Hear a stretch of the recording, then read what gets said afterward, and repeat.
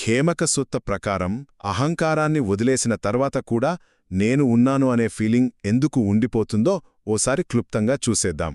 ఈ చర్చ పాళీ కానంలోని ఖేమక సుత్త నుంచి వచ్చింది. ఇది చాలా ఆసక్తికరమైన విషయం. చూడండి, స్వీయ దృక్పథాన్ని వదిలేయడం ఒకటి, కానీ ఆ నేను అనే చిన్న ఫీలింగ్ పోవడం మరొకటి. చాలామంది సాధకులకు ఇది ఒక పెద్ద సవాలే.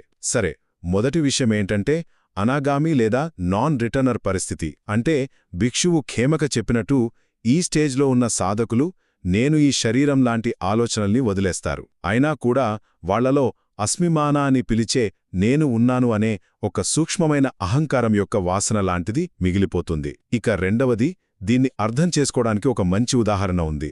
మురికిగుడ్డని తీసుకోండి. దాన్ని మనం ఉప్పుతో శుభ్రంగా ఉతికినా దాని వాసన పూర్తిగా పోదు కదా. అచ్చం అలాగే ఒక నాన్ రిటర్నర్ కొన్ని మలినాలు పోగొట్టుకున్నా ఆ నేను అనే వాసన మాత్రం అలాగే ఉండిపోతుంది. మరి దీనికి పరిష్కారమేంటి? అదే మన చివరి పాయింట్. ఈ నేను అనే వాసన పోవాలంటే మన ఉనికికి కారణమైన 5 స్కందాలు, అంటే మన రూపం, భావనలు, ఆలోచనలు, వీటి పుట్టుక ముగింపుని గమనిస్తూ ఉండాలి. అసలు విషయమేంటంటే ఖేమక ఇది వివరిస్తున్నప్పుడే అతను మరో 60 మంది భిక్షువులు పూర్తి జ్ఞానోదయం పొందారట.